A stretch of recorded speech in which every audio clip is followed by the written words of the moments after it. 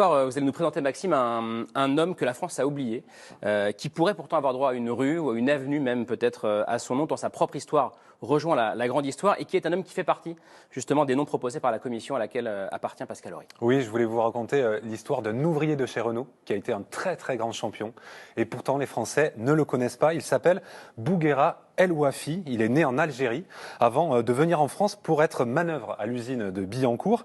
Et à son arrivée à Paris, chaque jour, Bouguera il décide de faire la route en courant. C'est son hobby, courir. Il fait 15 km quotidiennement et il excelle dans le domaine à tel point qu'il est repéré par la Fédération d'athlétisme qui décide de le choisir en 1928 pour représenter la France aux Jeux Olympiques d'Amsterdam.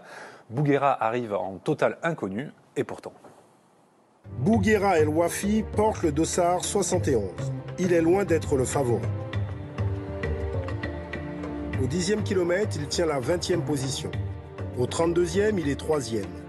À 5 km de l'arrivée, il double l'Américain John Ray et le Japonais Kanematsu Yamada. La foule l'acclame. Bouguera El Ouafi s'est imposé le 5 août 1928 comme un des plus grands champions olympiques de sa discipline. C'est beau. Ouais, c'est beau. Alors, ce que réalise El Ouafi ce jour-là, c'est vraiment un exploit. Il devient le premier sportif né sur le continent africain à obtenir la médaille d'or aux Jeux Olympiques. C'est le seul athlète français médaillé cette année-là. Et pourtant, la France ne va jamais lui rendre l'hommage qu'il mérite.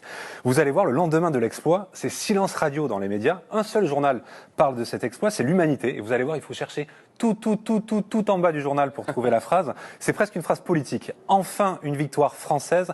C'est, ô ironie, celle de l'arabe El Ouafi dans le marathon. Les années passent, Bouguera El Ouafi vit dans l'anonymat, il n'a pas d'argent, il n'est pas aidé financièrement par la France, à tel point qu'il tente de vivre une meilleure vie aux États-Unis. Il intègre un cirque où il a un numéro, il doit courir et affronter tous les soirs un cheval. Ce numéro ne plaît pas du tout à la France qui décide de l'exclure de l'équipe nationale d'athlétisme. En fait, il n'y a qu'un homme qui n'oublie pas Bouguera El Ouafi, c'est Alain Mimoun. Comme lui, il est né en Algérie, comme lui, il court pour la France, et comme lui, en 1956, il remporte la médaille d'or aux JO.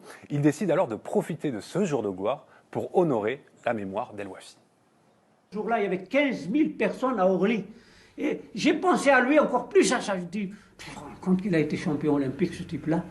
Et certainement qu'il n'a pas été reçu comme ça, le pauvre. J'ai de le chercher. Et c'est grâce à des journalistes, ils l'ont trouvé, ce pauvre. Il était chômeur. Il n'avait pas de travail. Et miséreux. C'est ingrat, la France. Pas la France. La France, c'est un pays béni de Dieu. Mais ce peuple est ingrat.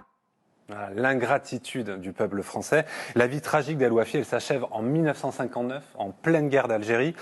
Il est abattu dans une fusillade à Saint-Denis. Alors les témoignages divers. Est-ce qu'il a été tué par erreur? Est-ce que c'est un règlement de compte entre membres du FLN? On ne sait pas vraiment. Mais en tout cas, l'histoire d'El Ouafi, ce génial marathonien oublié, elle va peut-être ressurgir grâce à vous et grâce au travail que vous avez fait. Peut-être qu'il y aura en France des noms de rues avec le nom El Ouafi. Ça raconte ce que vous essayez de faire, ça, Pascal Horry? Oui, et ça remontait en ce qui me concerne au dictionnaire des étrangers qu'en fait la France, dont j'ai été très fier. C'est pour ça qu'on m'a demandé, Pascal Blanchard en particulier, de faire partie de cette commission. Moi, j'avais travaillé sur les étrangers. Là, il s'agit de la diversité, donc ça intègre effectivement des ressortissants d'outre-mer, mais qui étaient de nationalité française, mais représentant cette diversité. L'Algérie française. On a précisé, vous avez précisé maire, mais ça peut concerner aussi les conseils départementaux, les conseils régionaux.